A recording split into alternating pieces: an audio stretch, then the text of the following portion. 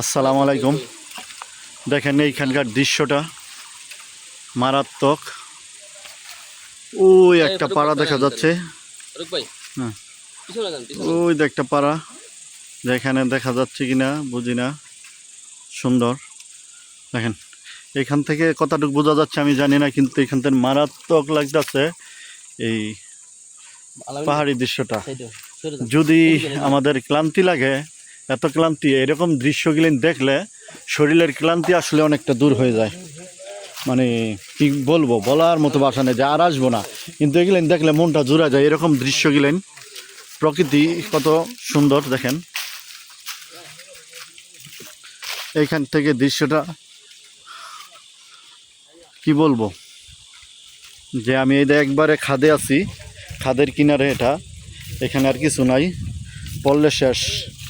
মানে এইগুলেন খাদ, গাছপালা লেগে বোঝা যায় না এটি খাদ। বিশাল খাদের কিনারে আছি। আর এই দেখতে পাচ্ছেন সামনের পর্বত শৃঙ্গগুলান বিশাল বিশাল। এখানকার দৃশ্যগুলো অনেক সুন্দর। মানে শরীরের ক্লান্তি এইরকম দৃশ্যগুলো দেখলে একবারে জুড়ায় যায়। দৃশ্যপটগুলো আসলেই অনেক সুন্দর।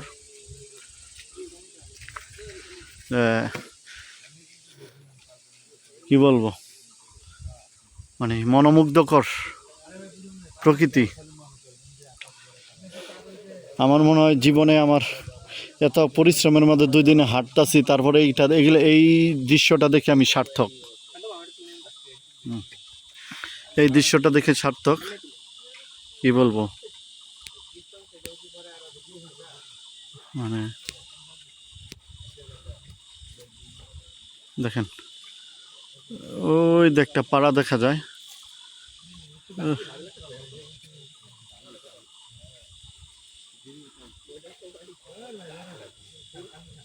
দেখেন কত সুন্দর দৃশ্য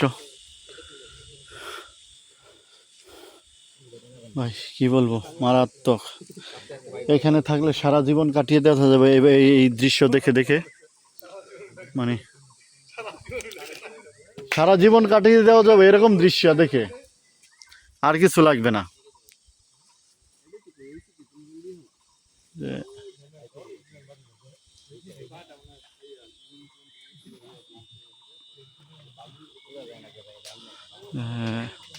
এইখান দিয়ে আমার আসার পথ, এইখান দিয়ে আবার কিস্তংয়ে যাব চলে। দৃশ্যগুলান আসলে খুবই সুন্দর, মনোমুগ্ধকর। সবাই বিশ্রাম নিচ্ছে। আমার বিশ্রাম নিলে আমি অলস হয়ে যাব, তো সামনে আমি হাঁটতেছি। ঠিক আছে কি সুমন দাদা? আলহামদুলিল্লাহ।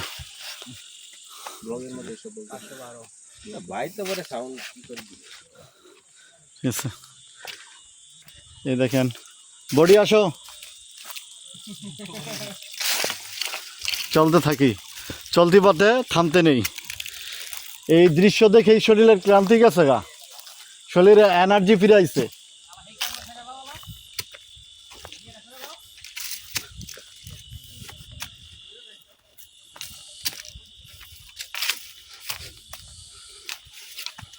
এখন কি বলবো, আবার নিচের দিকে নামতাছি। এরকম দৃশ্য যদি দেখা হয় একটা জায়গায় বসে, ক্লান্তি সাথে সাথে শরীরের ক্লান্তিটা জায়গা। তা আমরা তো কিস্তংয়ে যাব, আবার নিচের দিকে মুভ করতেছি। বলেন দেখি কি অবস্থা।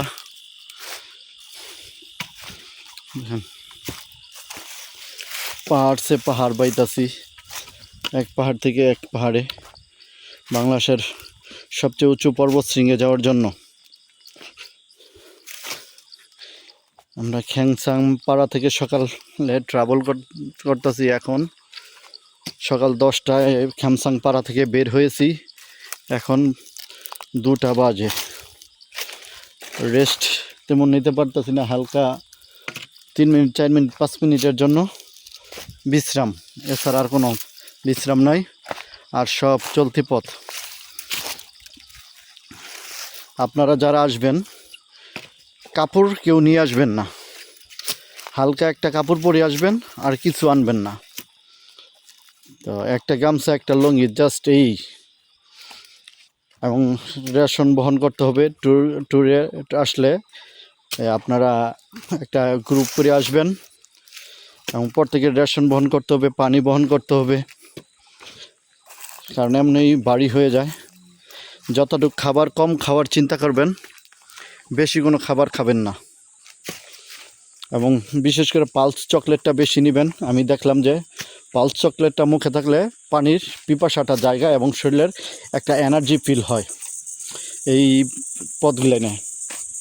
কারণ হাঁটলে গলা শুকায় যায়, পানিটা পান করলে আরও যেমন শরীরে আরও বেশি ভারী হয়ে যায়। বিশ্রাম নিলে বেশিক্ষণ শরীরে জড়তা এসে যায়। তো দয়া করে কেউ যারা আসবেন তারা এগুলো মাথায় রাখবেন যে কী কী নেবেন, কী কী নেবেন না। এবং হোটেল আছে, হোটেলে ভারী কাপড় আনলে হোটেলে থুয়ে আসতে পারবেন। একবারে হালকা কাপড় আনবেন, এই 3/4 প্যান্ট, একটা গেঞ্জি পরে এসে পড়বেন। একটা গেঞ্জি দিয়ে পারবেন যে এই কদিন পাড়ি দিয়ে দিতে। কারণ যত পূজা তত পরিশ্রম, কারণ আপনার নিজের খাবার নিজের পরিবহন করতে হবে রেশন। তো এগুলেনের একটা ভারী আছে, আবার সাথে পানি, শুকনা, বিশেষ করে শুকনা সব খাবার ক্যারি করতে হয়। তো এবং পাহাড়িদের জুম ঘরে থাকা এবং জুম চাল যেটা, এটা ফ্রেশ খাবার জন্য এটি নিতে হবে, খেতে হবে এবং ভালো, ওটি শরীর স্বাস্থ্যের জন্য। ওই জুমের চাল ভালো। আমার জীবনের প্রথম আমি খেয়েছি কালকে রাত্রে, আজকে সকালে, তো আমার কাছে ভালো লাগলো। যাই হোক, আমি পরবর্তী ব্লগে আপনাদেরকে আরও ডিসলেশন দিয়ে দেব।